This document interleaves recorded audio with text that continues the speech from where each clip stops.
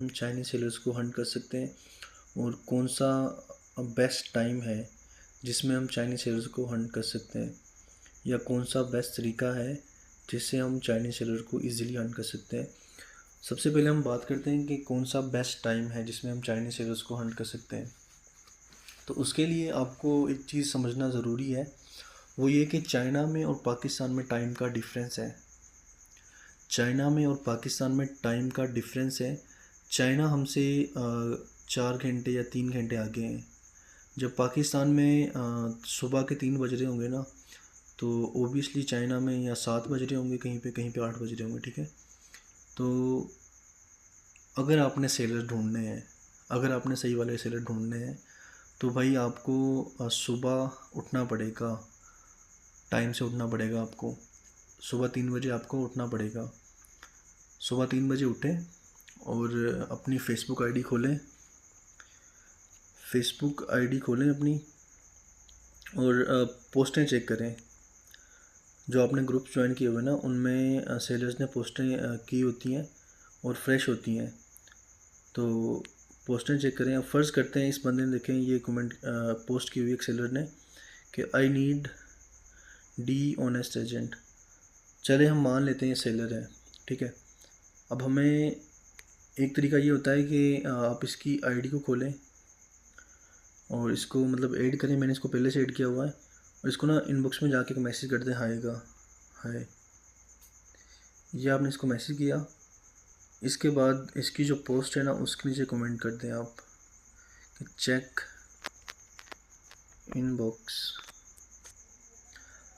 जब आप ये मैसेज करते हैं ना, तो इसके पास नोटिफिकेशन जाता है कि किसी बंदे ने आपकी पोस्ट के नीचे कमेंट किया है, आपकी पोस्ट पर कमेंट किया है।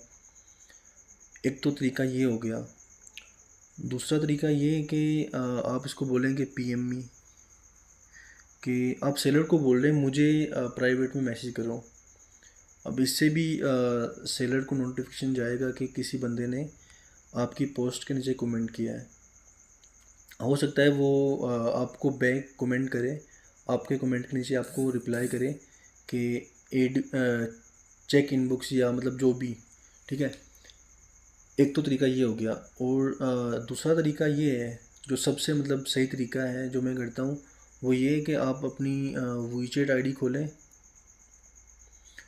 इसका जो क्यूआर कोड है ना, उसको अपने मोबाइल में सेव कर लें। ये मैंने इसको सेव किया। इसके बाद जाएं उधर, जैसे इसने ये पोस्ट की हुई ना, इसके कमेंट्स में जाएं। कमेंट्स में जाके आपकी जो वीचेट आईडी है ना, इसको सिलेक्ट करें, और यहाँ पे एक छोटा सा ना मैसेज टाइप करें,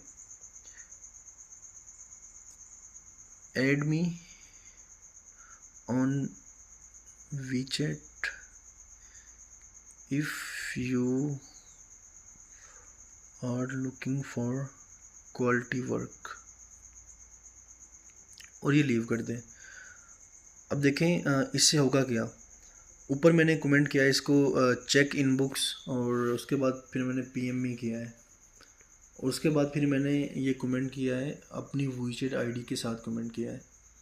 अब इनमें फ़र्क क्या है? इनमें फ़र्क ये है कि जो मैंने ऊपर किया ना चेक इनबॉक्स, इससे क्या होगा, इससे सिर्फ इसको इसकी फ़ेसबुक आईडी पर नोटिफिकेशन जाएगा कि इस बंदे ने आपको आपकी पोस्ट के नीचे कमेंट किया है। फ़ेसबुक आईडी पर इसको जाएगा। ठीक है। तो हो सकता है ये आपकी रिक्वेस्ट एक्सेप्ट कर ले, आपसे बात कर ले। अब चाइनीज़ सेलर्स को ना जितना आप इजी वे देंगे ना, उतना अच्छा है।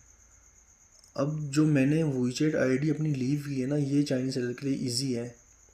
वो सिंपल आपकी वीचेट आईडी का क्यूआर कोड है, इसको स्कैन करेंगे और आपको ऐड कर लेंगे वीचेट पर। अब एक जो पीएमएम है ना, वो फेसबुक आईडी खोले ना खोले, व्हाट्सएप खोले ना खोले, वीचेट उसने लाजमी खोलनी है अपनी। जब वीचेट खोलेगा तो उस पर अगर किसी सेलर ने उसको ऐड किया है ना, तो वो दिख जाएगा उसको। मैसेंजर पे क्या होता है, जब कोई सेलर आपको ऐड करता है ना, जब आप उसको मैसेज करते हैं पीएम में, तो ओबियसली वो आपको ऐड करेगा, आपको मैसेज करेगा आपके इनबॉक्स में। तो वो आपको शो नहीं होगा। वो आपको शो नहीं होगा। आपको मैसेंजर खोल के चेक करना पड़ेगा कि किसी बंदे ने आपको ऐड तो नहीं किया। तो ये मतलब मेरी नज़र में ये थोड़ा मुश्किल काम है कि बंदा वीचेट आईडी भी खोले, वीचेट की आईडी भी खोले, और फेसबुक आईडी भी खोले, मैसेंजर भी खोले, व्हाट्सएप भी खोले। तो सबसे बेस्ट तरीका यही है कि आप अपनी वीचेट आईडी लीव करें, वीचेट आईडी का क्यूआर कोड लीव करें और सिंपल उससे बात स्टार्ट करें। अब मसला ये होता है कि जब हम वीचेट आईडी लीव करते हैं ना, तो मसले हमें ये आते हैं कि अब इस पे स्कैमर्स भी आ रहे होते हैं और सही सेलर्स भी आ रहे होते हैं। स्कैमर्स का क्या मसला होता है? स्कैमर्स का ये मसला होता है, अगर आपने उनको बोल दिया ना कि आप स्कैमर हैं, तो कुछ ऐसे होते हैं दिमाग उनका सही नहीं होता, वो सिंपल आपकी जो विजिट आईडी ना उसको रिपोर्ट कर जाएंगे। अब रिपोर्ट करने से क्या होगा? रिपोर्ट करने से ये होगा कि आपकी जो विजिट आईडी है ना, अगर वो वर्किंग आईडी है आपकी, ठीक है, तो ओबियसली उस पर सेलर्स भी होंगे सही वाले आपके, जिनके साथ आप काम कर रहे हैं, पहले से काम कर रहे हैं। तो जब सही वाले सेलर्स होंगे और वो आपकी आईडी को रिपोर्ट कर गया, उसने आपकी आईडी को रिपोर्ट कर दिया, तो इससे आपकी विजिट आईडी ब्लॉक हो जाएगी। आपके जो सही वाले सेलर्स थे वो भी ज़ाया हो जाएंगे। मतलब आपकी मेहनत जो होगी, 4-5 महीने की मेहनत होगी, वो ज़ाया। तो इससे बचने के लिए अपनी आप दो विजिट आईडीज़ बनाएं। एक रखें अपनी वर्किंग आईडी और एक आईडी रखें सिर्फ सेलर्स को वेरीफाई करने के लिए। उसका क्यूआर कोड लीव करें कमेंट्स में। ये मतलब सही तरीका है। उसका क्यूआर कोड लीव करें कमेंट्स में। फिर आप ये करें कि जो सही सेलर है ना, उसको अपनी सेकंड विजिट आईडी पर ट्रांसफ़र कर लें, उसको वहाँ पे ऐड कर लें और काम स्टार्ट करें। जो स्कैमर है उसको स्कैमर रहने दें, कोई मसला नहीं है, उसको दूसरी आईडी पर रखें उसको। अगर उसने आपकी आईडी रिपोर्ट भी कर दी ना, तो कोई मसला नहीं होगा आपको, क्योंकि आपके जो सही वाले सेलर्स हैं वो दूसरी आईडी पर हैं। और एक तरीका देखें, अब लोगों ने ना कमेंट्स किए होते हैं इतने लंबे लंबे, मैं दिखाता हूँ आपको कि कुछ लोगों ने कमेंट्स किए होते हैं बहुत लंबे लंबे, जो वो तरीका है ना वो सही नहीं है। लंबे लंबे कमेंट्स करना ये तरीका सही नहीं है बिल्कुल भी।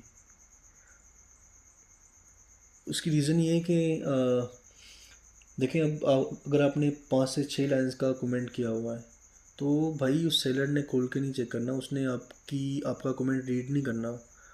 अब हिसाब लगाएं आप कि अगर आप इस पोस्ट पर अब कमेंट कर रहे हैं तो इस पर 73 कमेंट्स हैं, और अगर आपने 5 से 6 लाइन्स का कमेंट किया हुआ है, तो क्या सोचते हैं आपके वो जो सेलर होगा उसने आपका कमेंट रीड करना है?